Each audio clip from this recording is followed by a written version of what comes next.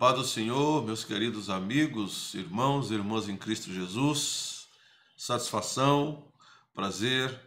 Eu vou pedindo licença para entrar no seu lar com a nossa aula de teologia, estudando escatologia.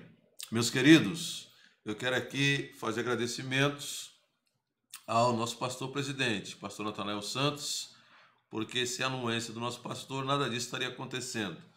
Ao pastor Jonatas Lazarotto, nosso pastor vice-presidente, meu pastor também, nossos agradecimentos pelo suporte técnico que tem dado a nós aqui nessas aulas.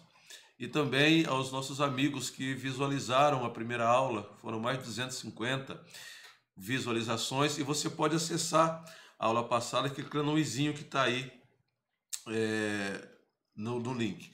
Pois bem, algumas pessoas me ligaram falando acerca de como se matricular no curso. Nós vamos colocar aí um QR Code que é o telefone, o contato do secretário do curso, pastor Daniel, e você entrando em contato com ele, ele vai poder fazer sua matrícula e também pedir o manual para você ingressar neste curso.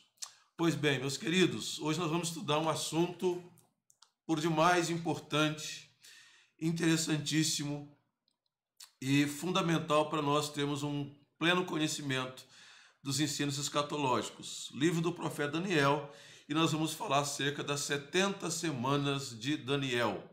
Então, para você entender este assunto, a primeira coisa que você tem que fazer é pegar a Bíblia. Já pegou a Bíblia aí?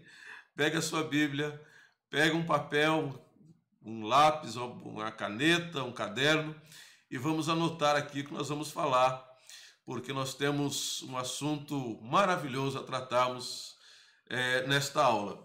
Enquanto você prepara aí, pegando a sua Bíblia, o caderno, a caneta aí, deixa eu apresentar mais uma vez o curso para vocês.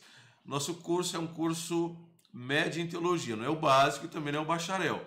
É o curso médio em teologia, e nós temos nessa grade 24 matérias. Nossas aulas presenciais, que estão suspensas devido à pandemia que nós estamos vivendo, mas elas ocorrem nas segundas-feiras, aqui na nossa igreja sede, na 3 com a 3234, número 1320.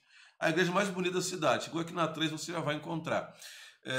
São as segundas-feiras, das 19h30 às 22 horas. Então, nesse momento aí de pandemia, a gente está fazendo essa aula online, mas eu creio que isso breve vai passar e nós vamos poder retornar às aulas presenciais. São 2h30 de aula.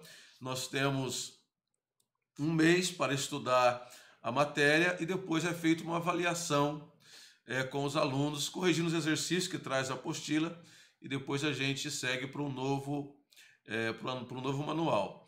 É importante você saber que o curso é interdenominacional. Qualquer denominação que você congrega, você pode ingressar nesse curso. É necessário, logicamente, saber ler, escrever e gostar, ser amante da palavra do Senhor nosso Deus. Outro sim, eu vou postar, meus queridos, me sigam aí no meu Instagram, Eliton Fermiano, que eu vou começar a postar vídeos durante a semana, pequenos vídeos, para ir corroborando com a aula que nós vamos dando. Então, você me seguindo lá, você vai poder também acessar os vídeos que a gente vai colocar para os irmãos, para ficar à disposição dos irmãos. Muito bem, aqui está o que nós estamos estudando, escatologia. Então, já pegou a Bíblia? Já se preparou aí? Então, vamos lá. Vamos começar. Livro do profeta Daniel. Abra sua Bíblia no capítulo 2 do profeta Daniel. Capítulo 2, para os alunos do IBAD, meus queridos, que saudade, viu? Que saudade de vocês. Na página 61 aí, é o último assunto da unidade 1 do livro, do manual, página 61. Nós vamos começar a estudar esse assunto agora. Então vamos lá. Para você entender, nós vamos com calma, versículo por versículo, mostrando para vocês, para que não reste nenhuma dúvida acerca desse assunto que muitos acham complexo. Mas vamos entender. E quando nós olhamos para as profecias, meus queridos, nós temos que ter uma visão do aspecto histórico da profecia e do aspecto profético da profecia. Deixa eu explicar isso assim, trocando em miúdos. Quando eu falo do aspecto histórico da Páscoa, nós sabemos que a Páscoa, que revela a saída dos filhos de Israel do Egito, O cordeiro que foi preparado para cada família, o sangue que foi vertido nas portas, nas vergas das portas, né, que marcava a saída de Israel do Egito. Isso é um aspecto profético, histórico da Páscoa. Mas o aspecto profético aponta para Jesus, o cordeiro pascal que morreu na cruz, como disse Paulo, nosso cordeiro, que é Cristo, já foi crucificado. Então, vamos olhar para o aspecto histórico das 70 semanas de Daniel e depois para o aspecto profético das 70 semanas de Daniel. Então, vamos lá? Capítulo 2 de Daniel. Esse assunto nós vamos, para ter um melhor entendimento, começar com a visão que teve o rei Nabucodonosor, o rei de Babilônia, visão essa que foi interpretada por Daniel. Vocês provavelmente já leram o texto e conhecem o texto, que o rei teve uma visão, os sonhos da sua noite, e ele viu uma grande estátua, cabeça de ouro, peito de prata, ventre e quadris de bronze, pernas e pés de ferro, misturado com lodo, misturado com barro. Ele viu também uma pedra cortada assim ao auxílio de mão, que bateu no pé dessa estátua e esmiuçou essa estátua, e o vento veio, a pragana veio e levou essa estátua embora, e aquela pedra se tornou uma grande montanha. Então vamos lá, vamos para a interpretação. Isso que eu estou falando, você está com a Bíblia aí aberta, está no capítulo 2 de Daniel, a partir do versículo de número 24, Daniel ele vai entrar aqui no contexto desse texto para interpretar as visões do rei. Então, a partir do verso 34, ele começa a falar dessa pedra que foi cortada, ok? Sem auxílio de mãos. Mas a interpretação, a plena interpretação do texto, dessa visão, dessa grande estátua, começa a partir do versículo de número 37. Então vamos lá. Daniel capítulo 2. Daniel capítulo 2. Versículo 37 e 38. Ele está falando com o rei, interpretando ao rei a visão. Tu, ó rei de reis, que é Nabucodonosor, a quem o Deus do céu conferiu o reino, o poder, a força e a glória, e cujas mãos foram entregues os filhos dos homens, onde quer que eles habitem, e os animais do campo e as aves do céu, para que dominasse sobre eles. Tu és a cabeça de ouro. Ele está falando com o rei de Babilônia, é a cabeça de ouro. Preste muita atenção. Essa estátua que o rei está vendo, ela também está representada nos animais, no capítulo 7 do mesmo livro profético de Daniel. A visão que o rei teve está sendo interpretada. Ele teve uma visão de uma estátua com os minerais, o ouro, a prata, o bronze, o ferro, o barro. Mas Deus vai trazer de novo esta revelação a Daniel no capítulo 7, mas dessa vez Deus não vai usar como usou com o rei, trazendo os minérios. Ele vai usar através de animais. Então, o capítulo 2, verso 37 e 38, que fala da cabeça de ouro, que é Babilônia, ela vai estar representada por um animal no capítulo 7, verso 4.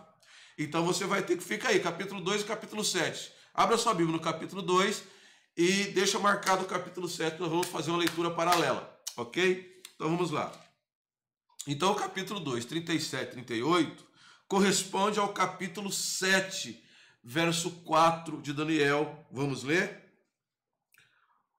Está tendo a visão de animais. O primeiro era como leão e tinha asas de águia. Enquanto eu olhava, foram-lhe arrancadas as asas. Foi levantado da terra e posto em 2 pés como homem, e foi-lhe dado mente de homem. Ele está falando que ele viu um animal, que era, o primeiro era um leão, que tinha asas de águia, e essas asas foram arrancadas. Leão e águia, símbolo de força, leão, e velocidade, refere-se à Babilônia. Então é a mesma cabeça de ouro, porque a visão é dos impérios que levantaram na terra. Então aqui está se referindo à Babilônia, fazendo correspondência com o capítulo 2, verso 37 e 38, ok? Muito bem. O segundo reino que Daniel vai ver, o segundo império que se levantou, no capítulo 2, vamos voltar para o capítulo 2, verso 39, ele vai dizer para o rei, interpretando a visão: depois de ti, depois de Babilônia, se levantará outro reino inferior ao teu. Ponto, vírgula. Vamos parar aqui. Depois de ti se levantará outro reino inferior ao teu. Lembra da festa de Beltesazar? Que ele pegou os vasos de ouro e bebeu e blasfemou e os dedos começaram a escrever na parede? Naquela mesma noite, os medos e os persas, esse reino inferior, eles invadiram Babilônia e conquistaram Babilônia. Este segundo reino, que está figurado no peito de prata, é um animal que vai estar lá no capítulo 7, verso 5, agora de Daniel. Está entendendo? Leitura paralela. Capítulo 2, capítulo 7. Então vamos lá? Capítulo 7, verso de número 5, que trata do peito de prata, os medos e os persas. Então vamos lá. Continuei olhando, e eis o segundo animal, o peito de prata, os medos e os persas. Eis o segundo animal, semelhante a um urso, o qual se levantou sobre um dos seus lados, na boca, entre os dentes, trazia 3 costelas. E lhe diziam: levanta-te, devora muita carne. Essas 3 costelas que esse animal, que esse urso trazia, fala das 3 conquistas dos medos e dos persas. Eles conquistaram a Líbia, o Egito e agora a Babilônia, ok? Que é o peito de prata. Urso, peito de prata. Medos e os persas. Então nós estamos fazendo essa leitura. Você está entendendo, irmão? Está com a Bíblia aberta? Estou indo devagar para nós termos a plena compreensão. Nós paramos no versículo 39, na primeira parte. Depois de ti se levantará outro reino inferior ao teu, medos e os persas, peito de prata. Ponto e vírgula. Seguindo. E um terceiro reino de bronze, o ventre e os quadris de bronze, que fala da Grécia, os gregos, os helenos, como queiram. E um terceiro reino de bronze, o qual terá domínio sobre toda a terra. Capítulo 2, verso 39, a parte B do versículo. Ele também está representado no capítulo 7, verso 6. Ok? Então vamos para o capítulo 7, verso 6 do livro do profeta Daniel. Depois disso, continuei olhando, e eis aqui outro, semelhante a um leopardo, que tinha nas costas 4 asas de ave. Já vou explicar isso. Tinha também este animal 4 cabeças, e foi-lhe dado domínio. Isso fala dos medos e dos persas. Eu vou explicar, mas deixa eu continuar a leitura, para nós termos a plena compreensão, para nós entendermos o terceiro e o quarto animal, que vai também estar falando dele no capítulo 8 de Daniel. Então vamos lá. Então já falamos da cabeça de ouro, o leão e a águia, do capítulo 7, Babilônia. Falamos depois dos medos e dos persas, que é o urso com 3 costelas, as 3 conquistas dos medos e dos persas. Agora estamos falando do peito, do quadril de bronze, do ventre e o quadril de bronze, que é os gregos, ok? Que está no capítulo 7, verso 6 de Daniel. Muito bem. Agora vamos continuar a leitura aqui no capítulo 2. Verso 40 agora.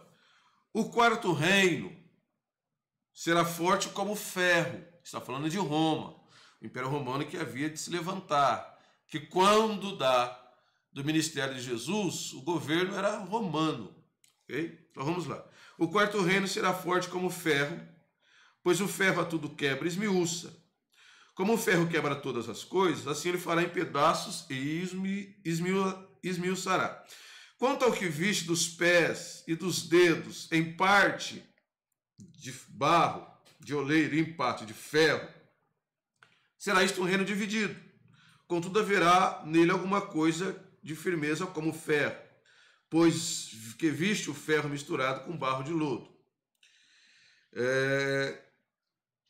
Verso 43. Quanto ao que vistes do ferro misturado com barro de lodo, misturar-se-ão mediante casamento, mas não se ligarão um ao outro, assim como o ferro não se mistura com o barro. Mas, nos dias destes reis, o Deus do céu suscitará um reino que não será jamais destruído. Lembra da pedra cortada, sem auxílio de mão, que esmiuça a estátua, que o vento leva? Pois bem, esse reino jamais será destruído. Este reino não passará a outro povo. Esmiuçará e consumirá todos estes reinos. Mas ele mesmo subsistirá para sempre, o reinado de Cristo. Como viste que do monte foi cortada uma pedra sem auxílio de mãos. Ela esmiuçará o ferro, o bronze, o barro, a prata e o ouro. O grande Deus fez saber ao rei o que há de ser futuramente, certo é o sonho e fiel à sua interpretação. Então agora vamos para Daniel capítulo 7, para nós entendermos melhor esses dois últimos impérios, os gregos e os romanos. Então vamos lá, capítulo 7 de Daniel. Pois bem, no verso 6 nós falamos, vou ler de novo, nós falamos dos gregos.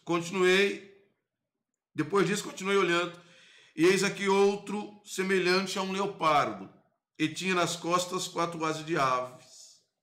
Tinha também este animal 4 cabeças, foi-lhe dado domínio. Pois bem, depois disso, eu continuava olhando nas visões da noite, e eis um quarto animal, terrível, espantoso, e sobremodo forte, está falando de Roma, o qual tinha grandes dentes de ferro. Ele devorava, fazia em pedaços, e pisava aos pés o que sobejava. Era diferente de todos os animais que apareceram antes dele e tinha 10 chifres. Estando eu a observar os chifres, eis que entre eles subiu um outro pequeno, diante dos quais 3 dos primeiros chifres foram arrancados. E eis que nesse chifre havia olhos como os de homem, e uma boca que falava com insolência. Continuei olhando até que foram postos uns tronos, e o ancião de dias se assentou. Sua veste era branca como a neve, os cabelos como a pura lã. O seu trono era chamas de fogo, cujas rodas eram fogo ardente. Um rio, uma nave saía diante dele. Milhares de milhares o serviam, e miríades de miríades estavam diante dele. Assentou-se no tribunal e abriram-se os livros. Muito bem. Então, quando nós falamos sobre os medos, sobre os gregos, o leopardo, e Roma, esse animal terrível com grandes dentes, vamos entender melhor isso no capítulo de número 8 de Daniel. Muito bom. Capítulo de número 8 do profeta Daniel. Nós vamos tratar agora aqui dos gregos, de como eles chegaram ao poder e de que maneira isso teve influência na história de Israel. Pois bem, capítulo 8, verso 1. No ano 3º do reinado de Beltesazar, eu, Daniel, tive uma visão, depois daquela que eu já tivera a princípio. Quando a visão me veio, pareceu-me estar na cidadela de Suzã, que é a província de Elão, e estava junto ao rio Ulai. Então levantei os olhos e vi, e eis que um carneiro estava diante do rio, que tinha 2 chifres.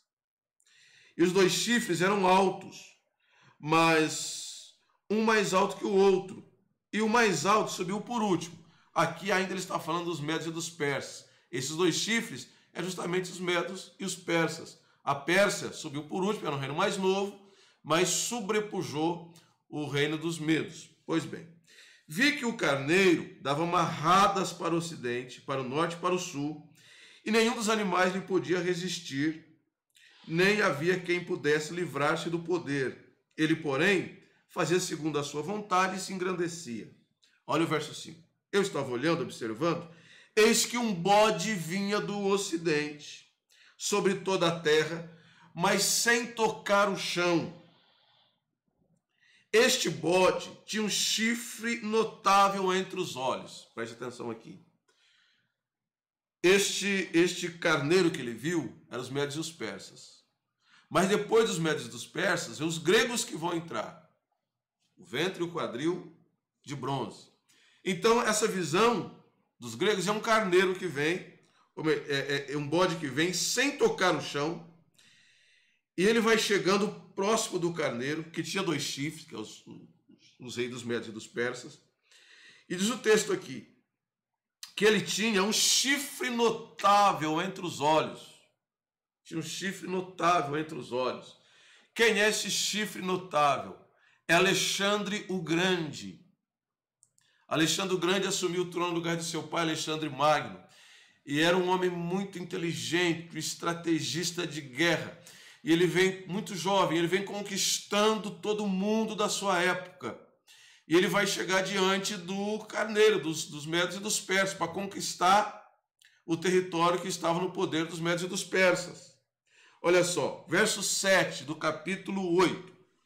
Viu chegar perto do carneiro e, enfurecido contra ele, o feriu e lhe quebrou os 2 chifres, os médios e os persas.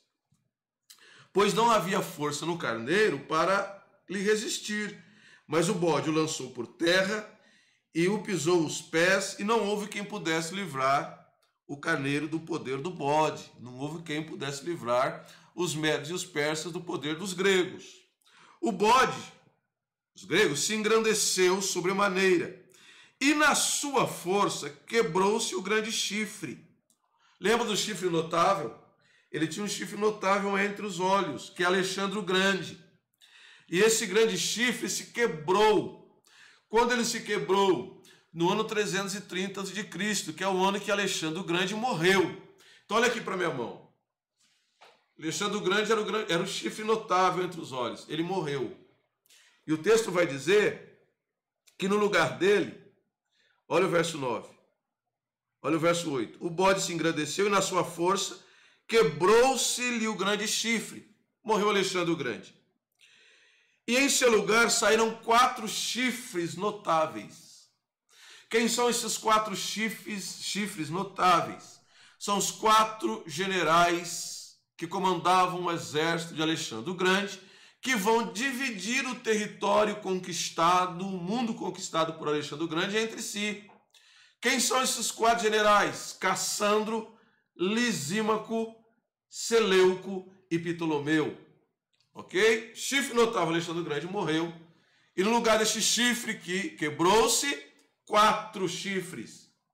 Cassandro ficou com a parte da Macedônia. Lisímaco, um outro general, ele ficou com a parte da Trácia e da Ásia Menor.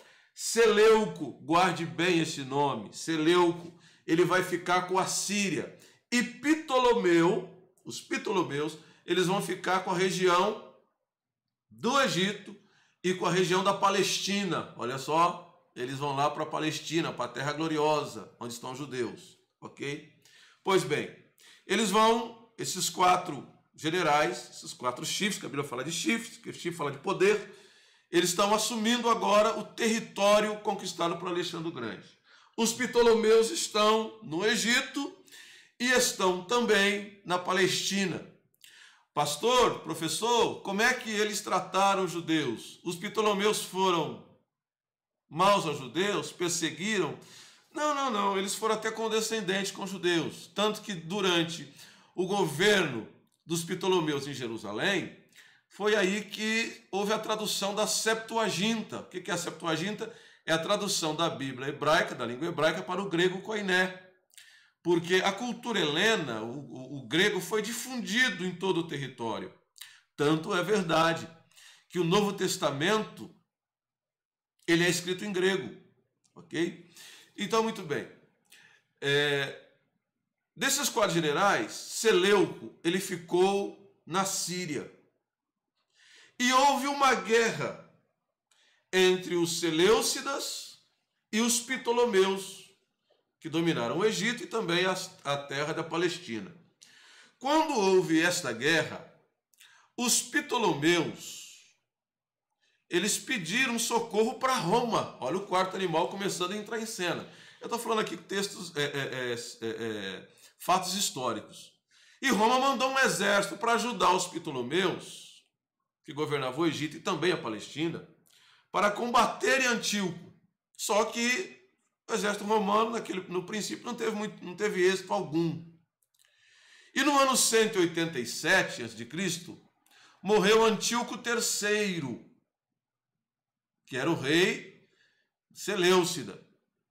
Quando ele morreu, alguns anos depois, em 175 a.C., vai reinar o seu filho, Antíoco Epifânio. Antíoco Epifânio reina em lugar de seu pai. E quando Antíoco Epifânio reina, ele consegue vencer os Ptolomeus. Vencendo os Ptolomeus, ele vai conquistar o Egito e também a Palestina. A questão é que Antíoco Epifânio, ele é cruel demais com os judeus. Há uma perseguição terrível contra os judeus.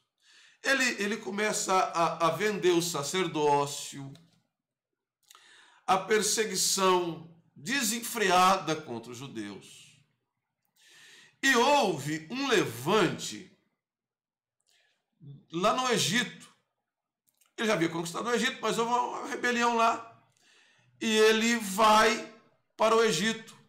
Havia um governador preposto de Antíoco Epifânio em Jerusalém, que também era tão cruel quanto o próprio Antíoco Epifânio. E quando ele vai combater essa pequena revolta que teve no Egito, houve uma notícia que ele foi morto ao tentar controlar essa rebelião. Trazendo para os dias de hoje, né? Houve uma fake news, que ele foi morto. E os judeus, que estavam sendo perseguidos terrivelmente por ele, comemoram, celebram a morte de Antíoco Epifânio. Só que era notícia falsa. Quando ele volta, ele ficou sabendo dessa alegria, dessa comemoração, dessa celebração que os judeus fizeram com a suposta morte dele. E aí ele, que já era cruel, ele que já era um terrível perseguidor, opressor do povo, ele vai levar as mais terríveis consequências. Que ele vai entrar no templo, que ele já estava saqueando o ouro do templo, já estava saqueando as coisas do templo. Mas ele vai entrar no templo, ele vai sacrificar uma porca no altar. Por que você está dizendo isso nas 70 semanas de Daniel? Vamos para Daniel capítulo 9, ou São Mateus, ou melhor, vamos para São Mateus, porque lá em São Mateus capítulo 24, São Mateus capítulo 24, o Senhor Jesus, abra lá, abra comigo, Evangelho segundo São Mateus capítulo 24. Capítulo 24. No verso 15, o Senhor Jesus está dizendo: quando, pois, virdes a abominável, outras versões, a abominação da desolação de que falou o profeta Daniel no lugar santo, quem lhe entenda, essa abominação se cumpriu. Porque Antíoco Epifânio, ele sacrificou uma porca no altar, colocou a imagem de Zeus, o deus do Olímpio, na porta do templo, e massacrou, matou os judeus na cidade. Fez um estrago. Ok? Então, historicamente, essa abominação, ela se cumpriu quando uma porca foi sacrificada no altar no templo. Sabe que os judeus não comem carne de porco, né? Não comem carne de porco até hoje, né? Baseado tanto em Levítico 11, que fala da alimentação, e também com esse fundo histórico dessa porca ser sacrificada no altar, no templo do Senhor. Pois bem, aí, vamos voltar para Daniel. Os Ptolomeus, recapitulando, os Ptolomeus são vencidos por Antíoco Epifânio, que profana o templo, se cumpre aí a abominação de que falou o profeta Daniel, conforme Mateus 24, verso 15. Vamos voltar para Daniel capítulo 8. De um dos chifres saiu o chifre pequeno, que se tornou muito forte para o sul para o Oriente e para a terra gloriosa. Capítulo 8, verso 9. Esse versículo, está retratando o que eu falei. Esse chifre pequeno que saiu, eram 4 chifres, né? Que vieram em lugar do chifre notável que foi quebrado com a morte de Alexandre o Grande. Aí, o texto vai dizer que desses 4 chifres vai sair um chifre pequeno que vai para a terra gloriosa. É justamente Antíoco Epifânio que foi para a terra gloriosa. Olha o verso 10. Cresceu até atingir o exército dos céus, e alguns do exército e das estrelas lançou por terra e as pisou. Engrandeceu até o príncipe do exército. Dele tirou o sacrifício costumado, o lugar do seu santuário foi deitado abaixo. O exército lhe foi entregue com o sacrifício costumado por causa das transgressões, e deitou por terra a verdade, e tudo que fez prosperou. Olha o verso 13. Tudo que eu estou falando até aqui são as ações de Antíoco Epifânio, a perseguição e a profanação do templo, retratado no capítulo 8, verso 9 até o verso 12 de Daniel, capítulo 8. Olha o verso de número 13. Depois ouvi um santo que falava e disse ao outro santo, aquele que falava: até quando durará a visão? Até quando? Do costumado sacrifício e da transgressão assoladora, visão na qual era entregue o santuário e o exército, a fim de serem pisados. Ele me disse: até 2300 tardes de manhã, e o santuário será purificado. Isso aconteceu depois de 2300 dias, quando Judas Macabeu, numa guerra civil, reconquistou Jerusalém e ele purificou o templo. A Bíblia, irmão, ela é o norte da história. A Bíblia não é um livro de conto de fato. A Bíblia é o retrato da história. Por isso a Bíblia é um texto inerrante, infalível e atemporal. Eu estou dando esse contexto histórico para nós entrarmos nas 70 semanas. Então vamos lá? Vamos para as 70 semanas de Daniel, para termos a corroboração da compreensão. Capítulo 9, versículo de número 24. Vamos lá. 70 semanas estão determinadas sobre o teu povo. Marque bem isso, o teu povo. Ele está falando com os judeus. Há 3 povos na Bíblia: judeus, gentios e igreja. Paulo disse isso em uma de suas epístolas: não deis escândalo nem a judeus, nem a gentios e nem a igreja. Então o assunto aqui é com os judeus. Então vamos lá. 70 semanas estão determinadas sobre o teu povo. E como Deus não faz nada sem propósito, os propósitos estão aqui no verso 24. Primeiro, e sobre a tua cidade, para fazer cessar a transgressão, para dar fim ao pecado, para expiar a iniquidade, 3, para trazer justiça eterna, 4, para selar a visão e a profecia, 5, e para ungir o santo dos santos, 6. Então são 6 propósitos pelos quais Deus determinou essas 70 semanas sobre o povo judeu, que é lógico que vai envolver a igreja também, que nós vamos citar aqui. Sabe e entende, desde a saída da ordem para restaurar e edificar Jerusalém até ao ungido, ao príncipe, letra maiúscula aí no texto, hein? 7 semanas e 62 semanas. Então a primeira coisa que tem que entender: essas semanas são semanas de anos. Cada dia representando um ano. Então a semana de 7 dias, a semana comum, nesse texto, são semanas de anos. Cada semana, 7 anos. Professor, mas de onde é que o senhor tirou isso? De onde é que vocês tiraram que essas semanas, que Daniel fala, são semanas de anos e não semanas de dias? Levítico, capítulo 25, verso 8. Vamos ler? Rapidinho. Livro de Levítico, 25, verso 8. Contará 7 semanas de anos, 7 vezes 7 anos, de maneira que os dias das 7 semanas de anos te serão 49 anos. Então, semanas são de anos. Verso 25 do capítulo 9, voltemos. Sabe e entende, desde a saída da ordem para restaurar Jerusalém, vamos parar aqui. Quando foi essa saída da ordem para restaurar Jerusalém? Você está acompanhando nossos vídeos da Escola Dominical, Café com Palavra? Né? Estamos lá. Tem um ízinho para você clicar e você vai poder acessar essa aula. Acesse, compartilha, curta, participe, tem sido uma bênção, cada domingo de manhã. E nós estamos tratando um pouco desse assunto. Então, essa saída da ordem para reedificar Jerusalém, ela está lá em Neemias, capítulo 2, verso 1 ao 8. Você anotou? Anota a placa aí. Capítulo 2, verso 1 ao 8 de Neemias. Pode pegar Esdras também, capítulo 1, verso 1 ao 4.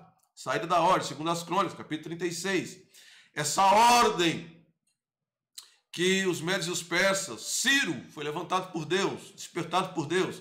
Ele vai dar essa ordem para reedificar, para restaurar Jerusalém. Quando essa ordem saiu, começou, tic-tac, tic-tac, o relógio começou a contar. Então ele vai dizer, desde a saída dessa ordem até a ungido com letra maiúscula aí, é Cristo, o Messias, o ungido, ao príncipe, que também está com letra maiúscula, 7 semanas e 62. Então, 7 semanas, se as semanas de anos, 7 vezes 7, 49 anos, mais 62 semanas, 62 vezes 7, pastor Jonas, 434, é isso? Então, 434 mais 49 anos, 7 semanas mais 62, 483 anos. O que aconteceu nesse período? As praças, as circunvalações se reedificarão, mas em tempos angustiosos. Olha só, verso 26. Depois das 62 semanas, nós já temos 7. Nós já temos as primeiras 7. E agora mais 62. Depois dessas 62, mais das 7, que culmina em 483 anos, será morto ou ungido. Cristo morreu na cruz do Calvário por nós. Morreu sob o domínio de Roma, do animal terrível, de que Daniel fala, lá no capítulo 7, no capítulo 8, também no capítulo 2. Roma, as pernas de ferro, pés de ferro misturado com barro. Não vai dar tempo de falar aqui, porque para no vídeo não ficar muito extenso, mas quando Roma chegou, teve o primeiro triunvirato, o segundo triunvirato, mas nós vamos, ao longo da semana, eu vou colocar uns vídeos aí para explicar isso para os nossos queridos irmãos e alunos. Pois bem, depois das 62 semanas, já junto com as 7, será morto ungido, e já não estará. E o povo de um príncipe que há de vir destruirá a cidade e o santuário, e o seu fim será no dilúvio. Até o fim haverá guerra e desolações estão determinadas. Historicamente, esse príncipe que há de vir destruir a cidade, isso se cumpriu no ano 70 depois de Cristo. A destruição de Jerusalém pelo general Tito, general romano, general Tito. Lembra, irmãos? Vocês lembram quando Jesus estava na Via Dolorosa? E as mulheres vinham batendo no peito, chorando. E ele dizia, não choreis por mim, choreis pelos vossos filhos. Lembra quando ele entrou em Jerusalém e chorou, dizendo, quantas vezes eu quis te ajuntar como uma galinha junto aos seus pintainhos, mas não quisestes. Lembra que eles falaram acerca de Jesus, quando Pilatos, vendo a inocência de Jesus, até mesmo sendo advertido pelo sonho que teve a sua esposa. Se eu não vejo nele crime algum, ele apresentou Jesus no pódio para o povo, eu não vejo nele crime algum, e o que eles disseram? Cai o seu sangue sobre nós. Ah, é? Caiu mesmo. No ano 70, general Tito entrou na cidade e ficou pedra sobre pedra, caçando ouro, matou muita gente. Pois bem, esse aspecto histórico. Profeticamente, fala de um governo mundial que surgirá para nós entendermos aqui o verso 27. Ele fará firme aliança com muitos por uma semana. Então vamos lá. Não foram 70 semanas determinadas? O texto não falou que se cumpriu 7 semanas, desde a saída da ordem que começou para instaurar Jerusalém, até Cristo. 7 semanas, 62, 69 semanas, completando 483 anos. Para chegar no 490, faltam 7 semanas. Falta uma semana, 7 anos. Esses 7 anos aponta para a tribulação e para a grande tribulação, 3 anos e meio e 3 anos e meio, que a igreja não passará. Próxima aula será arrebatamento, e nós vamos provar, olha aqui, eu desafio qualquer pós-tribulacionista, ou os meso-tribulacionistas, que acham que a igreja vai sair no meio da tribulação, ou após a tribulação, eu te desafio para derrubar o nosso argumento, que o argumento é bíblico. Bíblico. Então vamos lá. Ele fará firme aliança com muitos por uma semana. Firme aliança com muitos por uma semana. Vamos para Apocalipse. Esse é o governo que surgirá na terra, proveniente de uma forma de sistema de governo romano, que vão ser 10 nações. Vocês estão vendo essas coligações de nações, irmãos, tudo isso são sinais, são cumprimentos.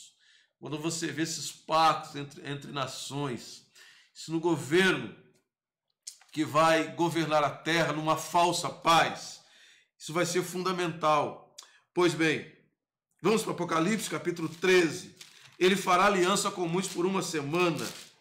Olha o capítulo 13 de Apocalipse. Vi emergir do mar uma besta que tinha 10 chifres. Vocês lembram que os pés eram de ferro? A perna, esses pés de ferro misturados com barro? Quantos dedos tem os pés? 10. 10 chifres, 7 cabeças, e sobre os chifres 10 diademas, e sobre as cabeças nomes de blasfêmias. A besta que vi era semelhante a leopardo, com os pés de urso e boca de leão. Olha só, Daniel. E deu-lhe o dragão o seu poder e o seu trono e a grande autoridade. Besta, anticristo, falso profeta, 666. Então vi de uma das cabeças como golpeada de morte, mas essa ferida mortal foi curada, e toda a terra se maravilhou seguindo a besta, e adoraram o dragão, porque deu autoridade à besta. Também adoraram a besta, dizendo: quem é semelhante à besta? Quem pode pelejar contra a besta? Foi-lhe dada uma boca para proferir arrogâncias e blasfêmias, e autoridade para agir 42 meses. Vamos para Daniel, capítulo 7, verso 8. Estando eu a observar os chifres, eis que um entre eles subiu, outro pequeno, diante dos quais 3 dos primeiros chifres foram arrancados. E eis que nesse chifre havia olhos, como olhos de homem, e uma boca que falava com insolência. Está vendo aí? Como está se cumprindo? Vocês estão entendendo, meus queridos? Vocês estão compreendendo? Pega todos os versículos que eu falei, para você estar fazendo a comparação dos textos, para ver como Daniel e Apocalipse, São Mateus, tudo vai se encaixando nas visões que Deus deu ao seu servo, nosso irmão Daniel. Pois bem, vamos voltar para Daniel capítulo 9. Oh, glória a Deus. Muito bem. Ele fará alianças com muitos por uma semana. Na metade da semana, os 3 anos e meio, ele fará cessar o sacrifício, a oferta de manjares, e sobre as asas das abominações. E abominações lembra o sacrifício da porca que fez Antíoco, foi lá no templo. Virá o assolador, até que a destruição determinada se derrame sobre ele. Porque nós vamos ver, voltando para o capítulo 7, que essa boca, que também está lá proferindo blasfêmias no capítulo 13 de Daniel, na sequência da visão do capítulo 7, no verso 9, no verso 24 está falando blasfêmia. No verso 9, melhor, no capítulo 7, verso 8, está falando blasfêmia. No capítulo 7, verso 9, continuei olhando até que foram postos nos tronos, e o ancião de dia se assentou. Sua veste era branca como a neve, cabelos como a pura lã, o trono chama de fogo, as rodas em fogo ardente. Um rio manava e saía diante dele, milhares e milhares, miríades e miríades o serviam. Verso 11. Estive olhando por causa da voz insolentes, das palavras insolentes que o chifre proferia. Estive olhando e vi que o animal foi morto e o seu corpo desfeito, entregue para ser queimado pelo fogo. Quanto aos outros animais, foi-lhes tirado o domínio, todavia foi-lhes dado prolongação de vida por um prazo e um tempo. E nas minhas visões da noite, eis que vinha com as nuvens do céu, como o filho do homem, e se dirigiu ao ancião de dias, e o fizeram chegar até ele. Foi-lhe dado domínio e glória e o reino. É a pedra cortada lá do capítulo 2. É Cristo. Foi-lhe dado domínio e glória e o reino, para que os povos, nações e homens de todas as línguas o servissem. E o seu domínio é domínio eterno, que não passará, e o seu reino jamais será destruído. Glória a Deus. A pedra cortada sem auxílio de mãos, que se torna uma grande montanha, é o reino de Cristo, que sobrepuja todos os reinos. Mas na última semana, o governo levantado pelo dragão, uma autoridade, um domínio, um poder, que terá esse assolador, que Paulo também vai falar dele em Tessalonicenses, que esse espírito já opera, mas tem algo que o restringe, que é o Espírito Santo, ok? Nós vamos falar na próxima aula. Na metade da semana, ele vai fazer cessar o sacrifício, a aliança vai se romper, inclusive os judeus vão estar em aliança com ele, mas na metade da semana essa aliança vai se romper. Pastor, essa última semana, quando ela vai começar? Qual é o marco inicial dessa última semana? Porque cumpriu-se 69 semanas. A semana 70 ainda não iniciou. Por quê? É o lapso de tempo. E é nesse tempo que nós estamos vivendo. Ok? Entre a 69ª semana e a semana 70ª, há um espaço de tempo. E é nesse espaço de tempo que nós estamos vivendo, que já faz mais de 2000 anos, estamos aqui em 2020. Alguém vai dizer, mas pastor, professor, mas é muito tempo. Para mim, para você, mas para Deus, um ano é como 1000 dias. 1000 dias é como um ano para Deus. Para Deus.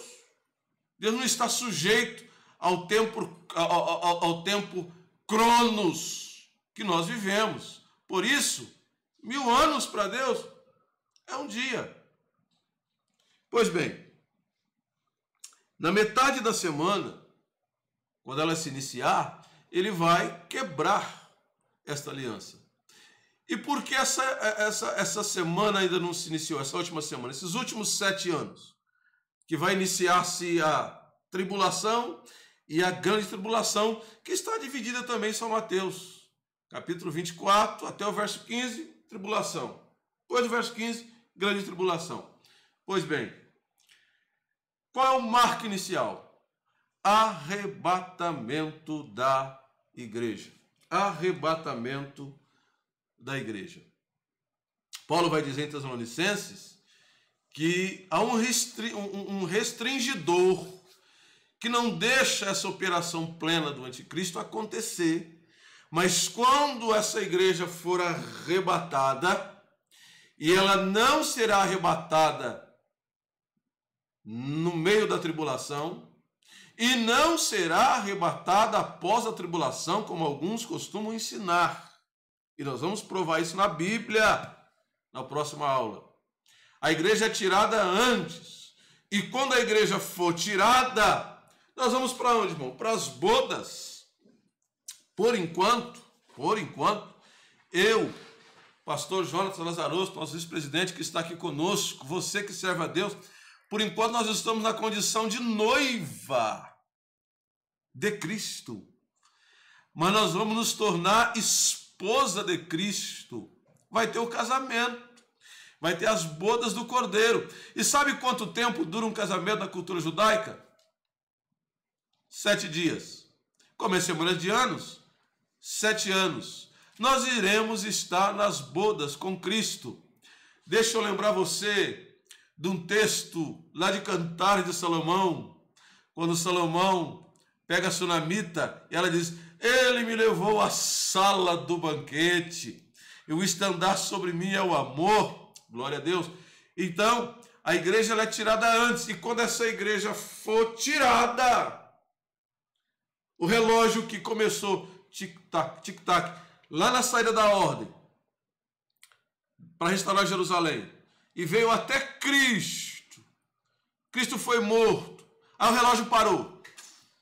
Não é que acabou a pilha, não. O relógio parou.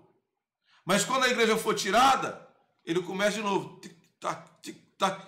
São os últimos 7 anos, tribulação e grande tribulação. E nós vamos ver isso de uma forma ainda mais abrangente na próxima aula, cujo tema é arrebatamento da igreja. Meus queridos amigos e irmãos em Cristo, eu tenho por certo que você anotou tudo aí. Compartilhe, curta e vamos continuar aqui trazendo esse estudo glorioso para todos os nossos queridos e amados irmãos e alunos também do nosso núcleo. A paz do Senhor a todos. Tem aí o izinho para você acessar a aula passada.